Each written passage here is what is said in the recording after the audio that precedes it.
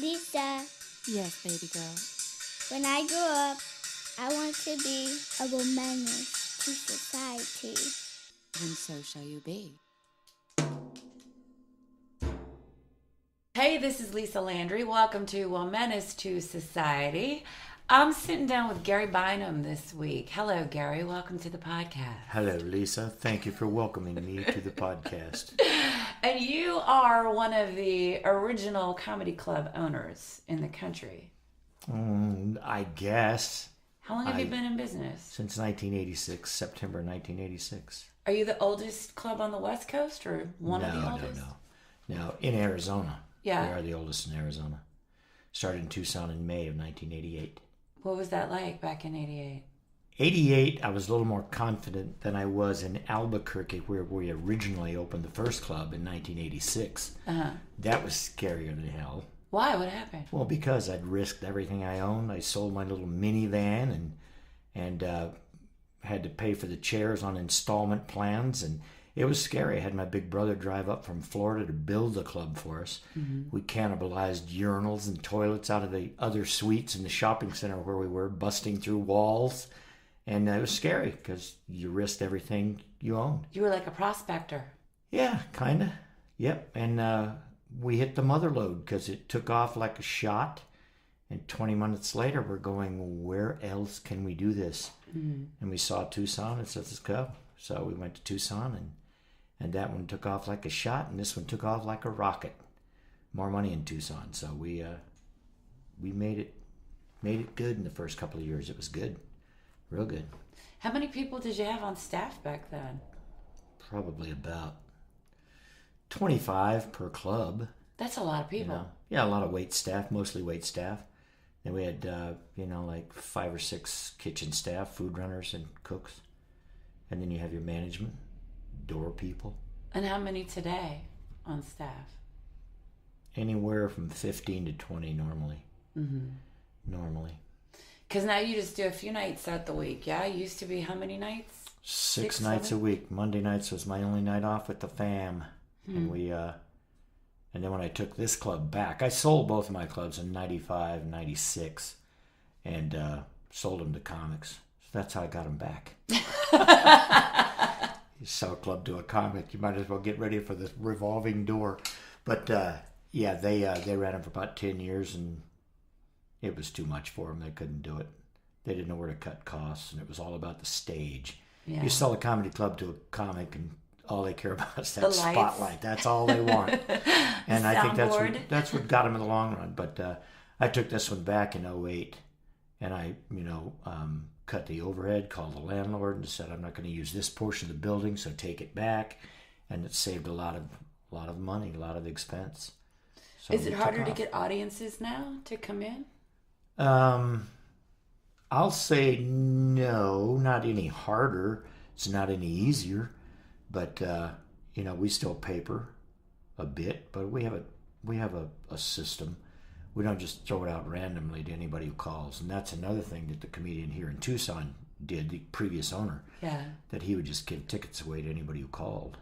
And we don't do that. It's a quota system, but it's based on the draw. And you don't get to call up and just say, give me free tickets. That's good.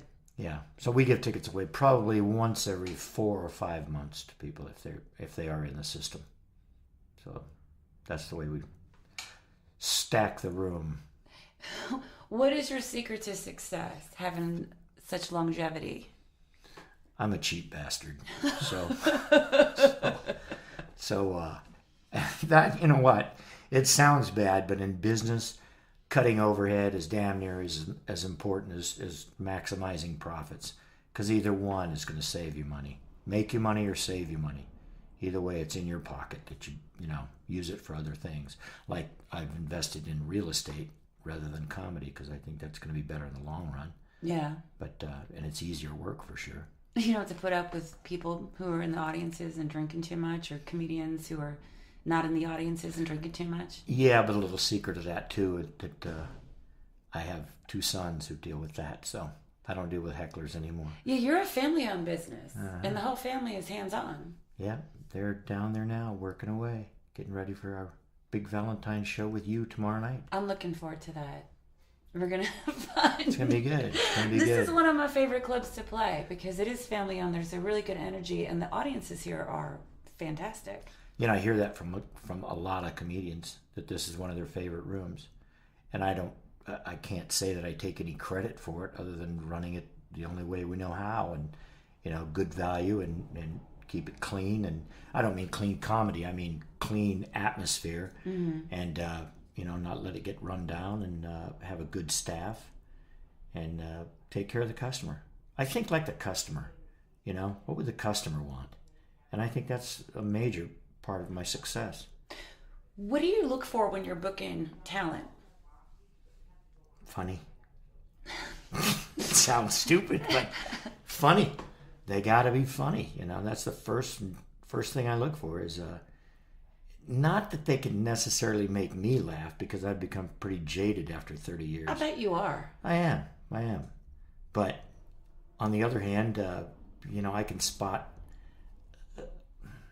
a headliner in a couple of minutes, an opener in a couple of seconds, and a middle takes me a little longer. But you know, you have to make that determination with every comic who wants to work, because I've got a saying that there's never an opener that can't middle, and a middle that can't headliner, the headliner who ain't making twice what I'm paying them.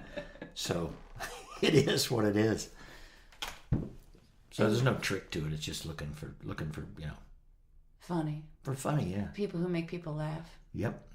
And as I explained to you the other day when we were talking, that a lot of comics, I think, get a little miffed that I'm not out there in the showroom watching every minute of their set. Mm-hmm. I don't need to. You know, I can hear the audience, and that's the energy that I care about, because I think like a customer. If they're laughing, you're funny. And that's what I want. I want them satisfied. You seem to be real good to female comedians, too. I've noticed you give a lot of women stage time. A lot of them are funny. Yeah. I don't care what sex you are. If you're funny, I book you. Mm-hmm. And, you know, a lot of people... You know, one thing, too, that I think is different, unique, whatever, to the way I do it. I don't really look to structure shows in terms of which headliner should I put with this middle and vice versa. And, you know, I don't do a lot of that. I got a funny story if you want to hear it. Oh, sure. I had a female middle one time come to town, and she was working with a comedian out of Denver. And this guy was, you know, he's a scam artist, and he's a womanizer, and, you know, he's always looking for techniques and ways to get in the shorts of the comedian. So anyway, she was sitting at the bar with me one night talking during the show, and she said, you didn't have to book me with the handicapped headliner. You know, you didn't really have to do that to protect me. And I said, what do you mean? And she goes, well, he told me, I'm not going to tell you the name, but he told me that you booked me with him so that I would be protected, because, you know, he's handicapped and couldn't really make a move on me. And I said, really? And she goes, yeah, don't worry about that. I've been on the road a long time. I've heard all the stories. I've seen all the scams. I know how to take care of myself. And I said, you've heard all the stories?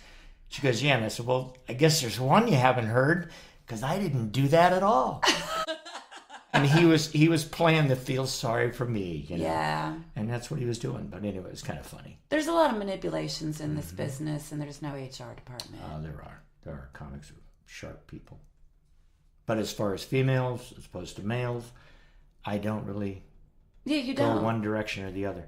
I booked you for Valentine's Day because, you know, I figured the women would probably like It's nice, yeah. I think we get a lot of work on Valentine's Day, more. And, you more know, I mean, female. it's date night for the girls. So, you know, we got roses and chocolates, and that's what, you know, Hemlock. the girls like. Yeah, hemlock. Yeah, definitely a lot of hemlock.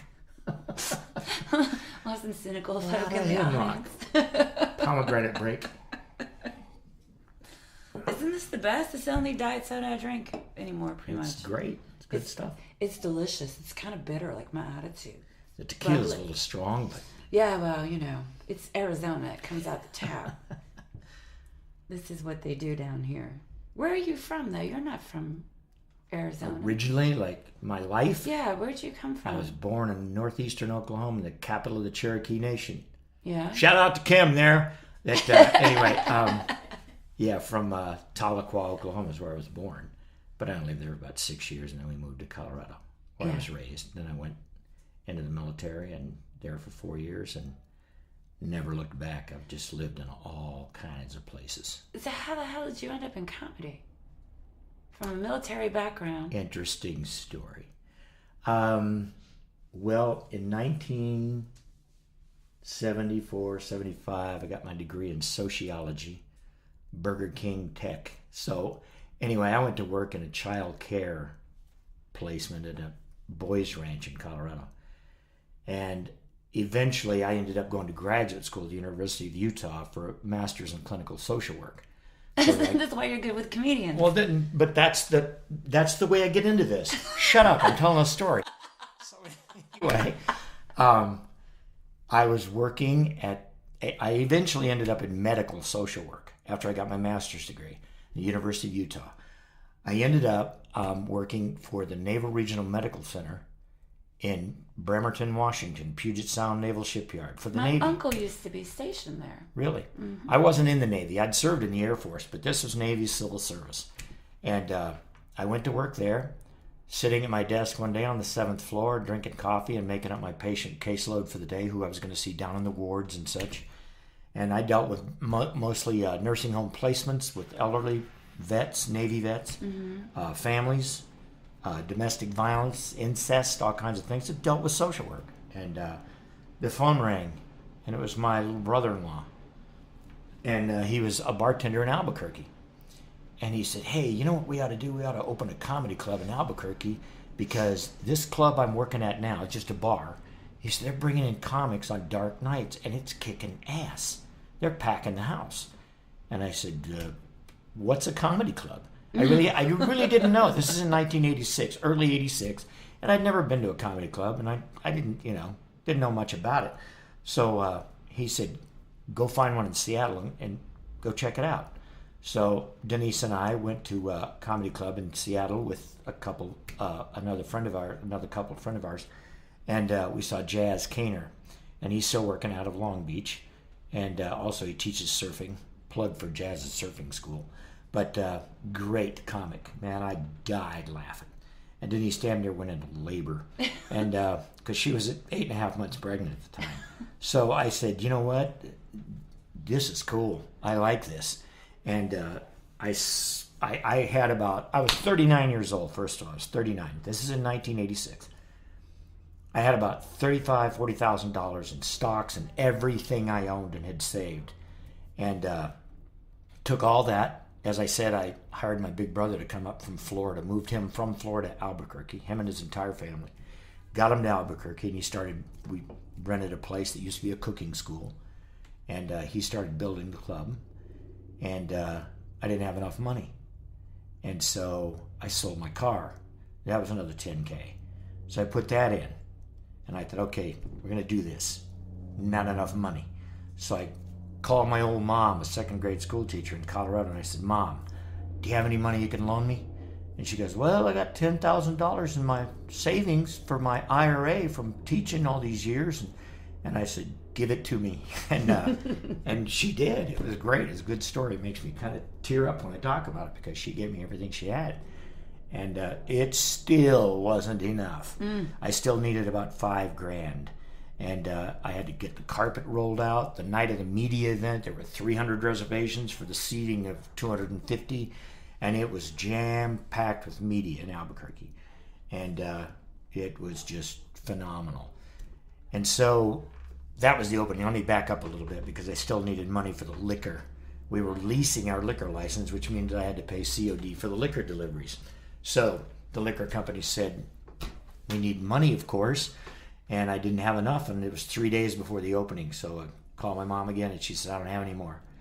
And I said, what about my little brother? What about little brother? She goes, let me check. My mother drove into Albuquerque the next day with a check for $5,213. Aww. And we got open.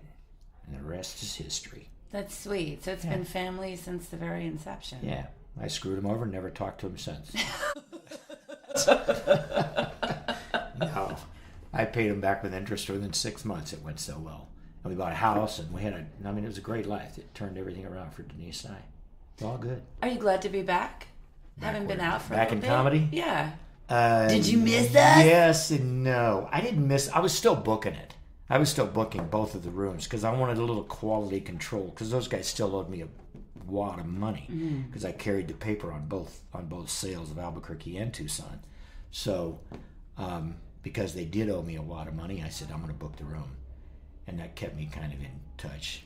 And one thing else, another thing I learned about selling comedy clubs to comics, they trade dates. You know, it's like, yeah. I can work you in my room. Can you get me into Joe's Bar and Grill and on the Columbia River in the Dalles, Oregon, or whatever?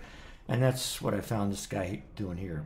You know, that they were trading dates out in rooms, and the quality of the comedy started to fall off. Yeah, that's not always beneficial to the crowds. And then he just didn't give a damn anymore. He would rather have been on the road, both of them, both Albuquerque and Tucson. They wanted to go on the road, so they just started to deteriorate.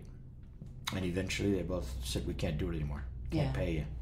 So I said, okay. Well, one of them, I'm sorry, Albuquerque paid me off. That was cool. He took out more paper from other people and paid me off. So that one was free and clear. But this one in Tucson, I got the room back in 2008.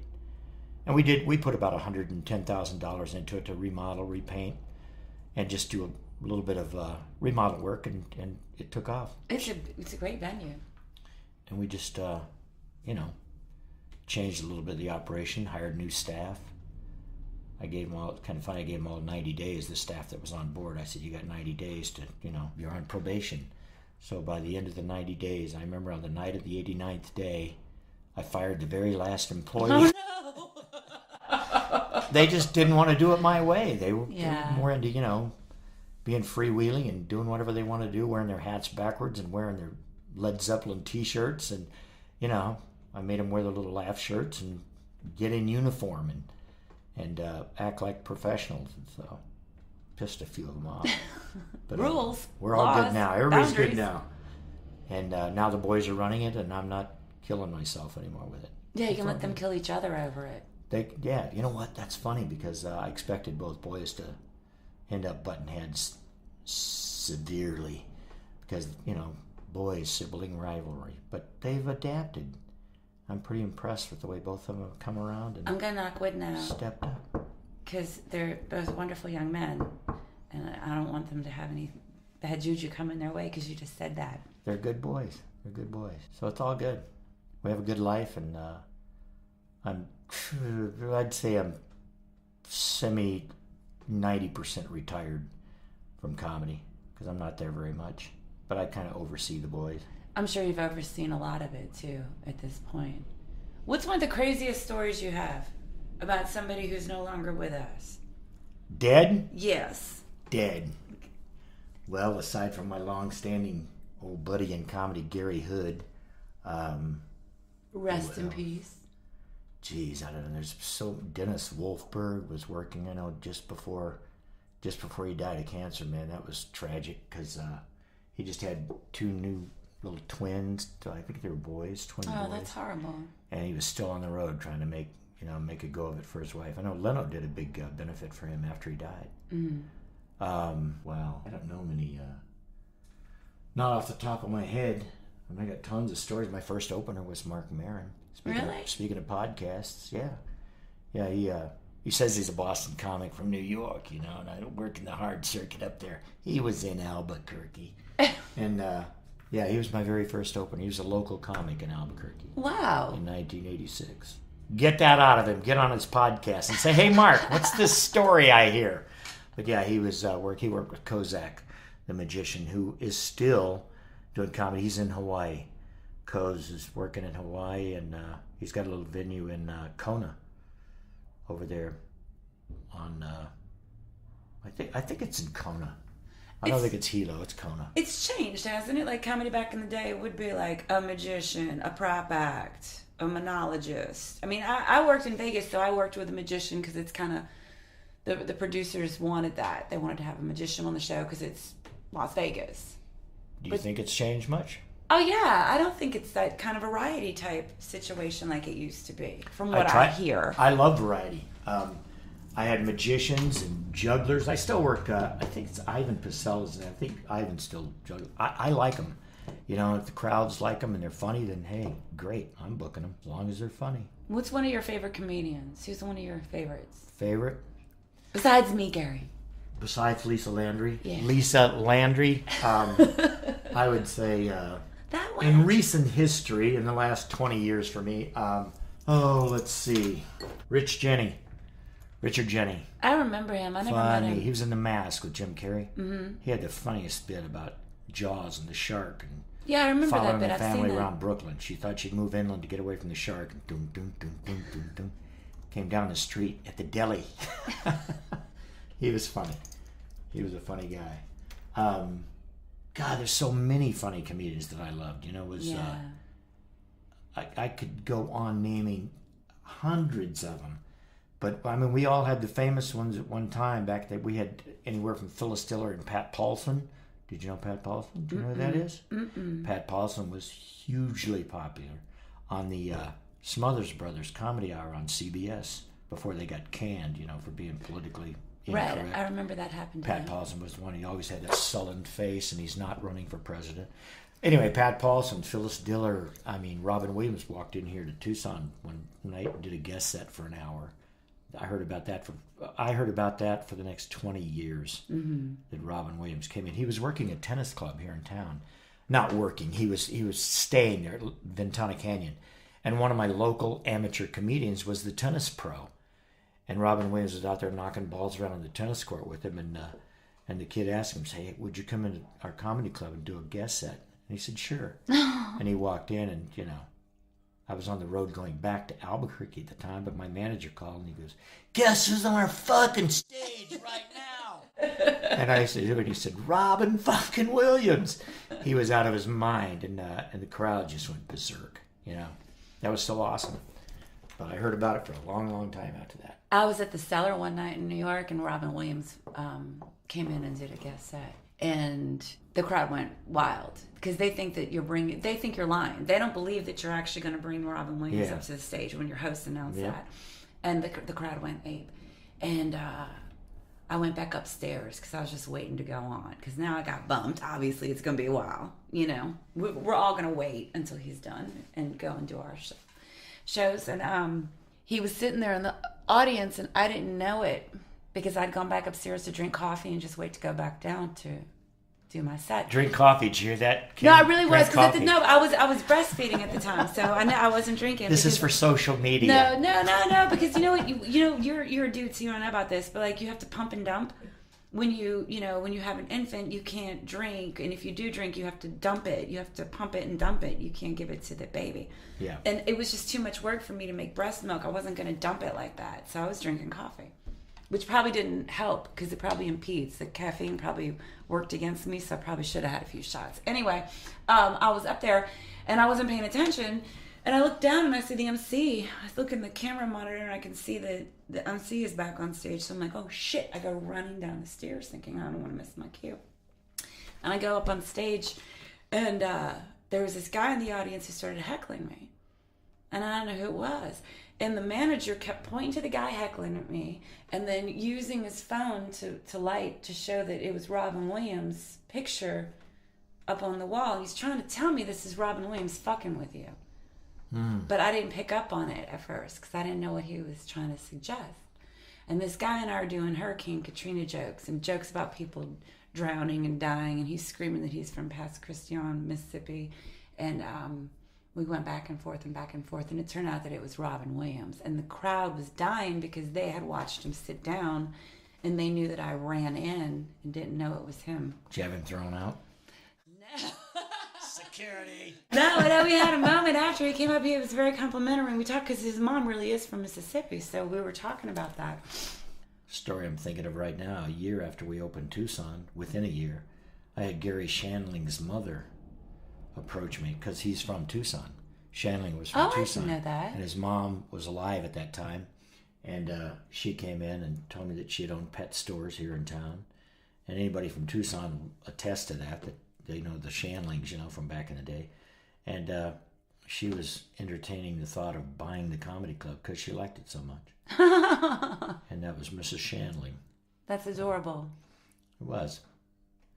Kind of impressive. I mean, Shandling never worked the room, of course. He was a pretty big star by the time we even opened. When you opened. Yeah. Who's one of your biggest stars that came through here?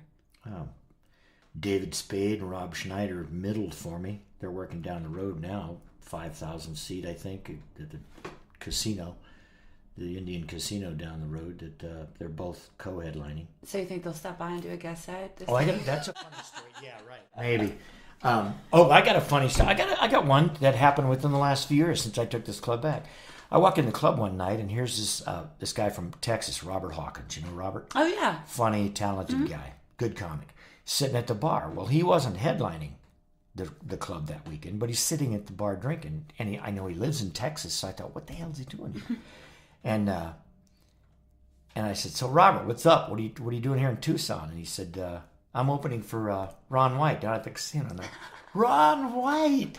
And he goes, yeah. And I said, Ron, remember me? And he goes, oh, yeah, he remembers you. What happened? The story of Ron White. Last time I saw Ron White, I was booking Colorado Springs Comedy Corner at the time. And I walked in the club up there. I just happened to be in Colorado Springs this weekend, and I walked in the club, and here's Ron White standing on the steps with his wife. And I said, what are you doing here? And he goes, you booked me to work this week. And I said, you know what? I called you. I told you to confirm. You never confirmed, so I booked somebody else. You never got back to me. And he goes, oh, man, I'm sorry. And this is the only time I gave him $100. I said, here's gas money, man. I'm sorry. But I got to. Wow. And I have no idea who the other guy was, who the headliner was that actually worked that week. But I remember Ron White was the one that I burned. And he still remembers it. Oh, yeah, I remember Gary Bynum. It was funny. But so that was Robert Hawkins and Ron White. And now he flies private jets to all of his gigs and making tons of money. But that's good. He's great. Another story. David Spade, as I mentioned, he and Rob Schneider had middled for me back in the 80s and 90s. And so one of the nights that David Spade was working here in Tucson as a big name, he'd already done Just Shoot Me was the name of that sitcom. Oh, yeah. Mm-hmm. And then he'd done Saturday Night Live. And he's a big name, and he sold the room out down here. Mm-hmm. And he was getting $10K for the night. It was a big deal. And so he's in the office pacing back and forth, waiting for his set list to be faxed to him from the hotel where he was staying because, he hadn't done stand-up in a while. Mm-hmm. And he was getting ready to do, I think, a big gig in Phoenix, the theater in the Round up there. And so he wanted to warm up in Arizona because he's an Arizona boy, so he's here in Tucson. Here he is, walking up and down in the office, nervous. And he said, I remember when I headlined this club. And he looked out the office door, and here's 300 people waiting to see David Spade. He turns out and says, yeah, I remember this room. I remember when I headlined here. I said, David, you've never headlined here until tonight. He goes, what do you mean? I said, last time you were here, you middled. And he couldn't believe he'd worked for $400 for 7 shows.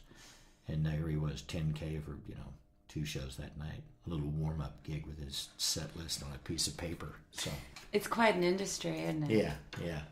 It's been some crazy stuff. But it was, it's a good ride. I don't regret it. I never looked back to social work, ever. Mm-hmm. Left in 86 and never did it. Never did it again. What's some good advice that you would give a new comedian or an aspiring comedian?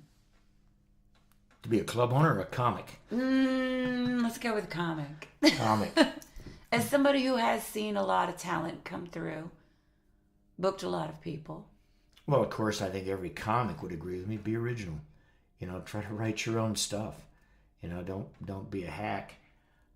Write your own stuff and listen to people who can teach you the mechanics of being a stand-up. I can't do that. And I tell comedians that. I can't tell you how to be funny. I can't tell you. I can tell you if you are or not, but I can't tell you how to do it. You have to do it on your own. And that's where I'm at a loss, I think, with the local comics, is I can't tell them how to be a comedian. I can give them the stage, give them 3 or 4 minutes on open mic night, but beyond that, they gotta go. Pablo Francisco came out of this room 1989. That he started here at open mic night, and Pablo went on to fame, fortune, and shitloads of coke. So it's all good. It's all good. But now he's he's very talented. Rose to start a funny kid, and you know what? Open mic night, Pablo Francisco was doing his little what was it? the little tortilla boy. Isn't that the name of that bit? He was doing it open mic night here, 1989, 1990, 91, I think, anyway. And still does it to this day because it's kind of his signature bit, I think. Mm-hmm. But yeah, and that's one of the more famous names that came out of here. But we've had them all. I've had Dennis Miller, Paula Poundstone, Diane Ford. Do you think the comedy was more innovative back then? Or is it more innovative now? You know what? And this is only my opinion. I don't think it's changed a lot. No? In terms of innovation. No, I think if you've got it, you know how to write it. If you're doing it and you're good at it, you're your own best critic and your own writer. And I mean, you got to create it all. That's what stand-up is, I think. You're up there all alone. You bring what you've got to that stage and you deliver. And if you don't, then you don't last long. It's dog eat dog, you know. That's the way I book comics too. They say, well, I could middle. Okay, well, you're one of 400 now. Yeah, so there's certainly highly blood. Competitive. Oh, it's just, and that's one of the things that's most frustrating in this business is telling comedians, no, they don't want to hear that word, and I don't blame them. But it's so competitive that if you can't compete in that field, whether you're a headliner, a middle, or an opener, then you're going to get eaten up, chewed up, and spit out, and you're not gonna progress if you don't do it. And I just tell them it's competitive, and you didn't make the cut, then you pay the price sometimes. I always in my emails, even though you have a background in social work. I always in my emails respectfully. That gets a lot of them off my ass. But continued success. And you know what? The social work thing did help me with the wait staff. With wait staff and dealing with human resource issues in the business. Just keeping things on the QT in the club. That was good. My people skills work there. But with comics, some of them can be very, very difficult. It's true. It's true. They're just convinced that they're funnier than anybody else. Well, a lot of them are. Not all. Not you, Lisa. That's not the right thing to say, is it? I couldn't get out of that one. But no, I just think they seem to have a little bloated sense of just how funny they are. There's a lot of ego. There's a lot of ego. It's a requirement. You got to stand up on stage and fill the... Yeah, so it takes a certain kind of damaged, dented can. Yep. And all that ego and all that bluster and all the bullshit still comes down to just one word that Richard Belzer, the little phrase that he taught me, if they ain't laughing, you ain't funny. Yeah. And you can have all the ego you want, and if you don't have it up there on stage, then see ya. Seinfeld's worked for me. He was here 4 months before NBC picked him up. Oh, yeah? Tim Allen was a huge star here in Tucson, packed the house every time he came to town. Albuquerque, couldn't get anybody interested because he was a big Showtime comic. He was on Showtime. Remember that? Showtime Comedy Club Network and all that. They did specials with Tim Allen. And there was no Showtime in Albuquerque. Oh, wow. So the market didn't know him. Showtime was not available in Albuquerque, so nobody knew him. Mm-hmm. But Tucson, huge. Nice guy. I remember him sitting at the bar with my brother who built both clubs. And he was sitting there. I remember my brother telling me, he said, yeah, Tim told me tonight, he says he's hot. Something's going to pop. He can feel it. And within 5 months, ABC picked him up for Home Improvement. So, no looking back. Very nice. I got Steve McGrew from Denver is still working. Fun. He's been doing it forever. He's one of my original comics who started with us back in the day in Albuquerque. I remember he was going through his rehab years, and he stirred he stirred his White Russian with my microphone. That makes an interesting sound. $140 later. But was that his closer? He was pretty hammered. No, I don't even know. I don't even think if he knew it was his closer or not. It could have been his opener. Who knows? But it was for a fundraiser in Albuquerque too, and he was having a good time. Like all the comics have worked for. My God, Dana Carvey. I've worked through Oh, he's Hundreds great. of them, but I can't. Yeah. I just draw a blank because I'm getting old. So how do people find out more about Laffs? Your website? Yeah, we have, laffstucson.com. I try to keep the boys to keep up on the website to make it current. Yeah. And they do, for the most part. And always somebody answering those phones during business hours. That's something I've been a stickler for ever since we opened in '86. I remember 10 years, I always answered the phone. I don't care when you called. I would take calls at 5 in the morning from, carpenters looking to make reservations for their wives for the night, and I'd answer the phone. Always answer the phone. So I think that's part of the success too, is the sacrifice, the willingness to sacrifice.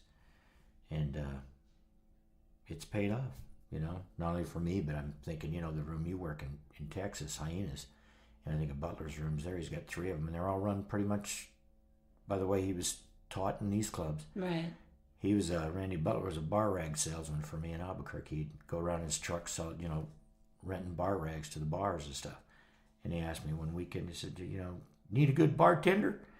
And I said, you know one? And he said, yeah, that'd be the best bartender you ever had. And 6 months later, he was managing, and then he moved to Tucson, managed this one, and eventually made enough money to open rooms in Texas. It's a very incestuous business, isn't it? There's a lot of clubs that used to have this person who GM that left and opened this club, and there's this person who went into management and then trained this person who opened their own management company. And at one time, back in the 80s, 90s, when we were really smoking hot, I knew a lot of the other comedy club owners, bookers, people like that, and I felt like, I had a little sway with a comic could say, hey, can you help me get in this room here? And I'd say, yeah, I can give him a call.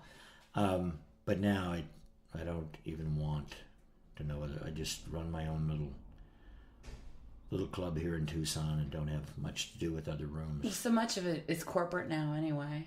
A lot of it is. Yeah, a lot of these clubs. A lot of it is. But I just stick to my own little guns here in Tucson and watch the boys, and that's pretty much it. And I have, other business interests that keep me occupied. Do you think you'll ever return to social work after putting up with all this? Can't wait to go back to work. $600 a month taking care of brat, snot-nosed teenage boys. No. God, no, that was a tough gig, boy. Anytime you meet a social worker, treat them like a veteran because they deserve it. It's a tough job. It's tough. It's not easy. Yeah, I worked drug and alcohol rehabilitation in Germany with the Army, inpatient alcoholic treatment in Spain with the Navy, and then medical social work again in Bremerton, Washington. So, one of my early comedy stories, Ian, my middle son, 31 years old. I call him my comedy baby because that's how long I've been in comedy, since he was born. He was 3 weeks old when we opened the Albuquerque Club. And I remember Kozak being on stage the first week we're opening, and again, Marc Maron opening. And so I remember that we were digging a hole in the office floor to drop a floor safe in there. Here's the hole, like 3-4 feet deep, piles of dirt next to it. We laid the spades, the shovels, and the rakes that we were using to do this next to the hole, which had Ian's blanket next to the rakes and such, laying on the office floor, and comedians walking all around the office, and staff and everything, and here's Ian sleeping on the floor, and we had to keep him from rolling in the hole of the safe. So yeah, he's my comedy baby. It's okay, I'm a social worker, I'm professionally trained. But it's been good. Well, thank you for joining us. I was glad to join you. It was fun. I love talking about myself. Who doesn't? We've got salmon and nice plump chicken breasts. And chicken breasts. Oh, they're nice and juicy, and I buy them special for special shows like New Year's Eve and Valentine's Day. Those are the only 2 special nights that we do special menus. Yeah. free champagne, decorations and everything. That's nice. Yeah, flowers. we go a lot. And you have flowers for the We ladies. go a lot. Yeah, I'd buy, a couple hundred roses for the ladies when they come in. No, that's sweet. And book special comics. Yeah. With special friends. And it works out good. Yeah. But it's 32 Funny is the phone number, 323-8669. Hello, Laffs Comedy Cafe. May I help you? It's not hard after 30 years. Let's see, we're at 2900 East Broadway. And make your reservations. We have one show tomorrow night at 7 p.m. Valentine's Day. So bring your best girl or your best guy and have a good time. With Lisa Landry. That wench. Okay. She's a bitch, but she's funny. Thanks, y'all, for listening. Please come back to next Womanist Wednesday. You can find me on my website, lisalandry.com. And if you sign up for my newsletter, you will receive a free audio download. Shout out, Ari. I love you, little boo-boo.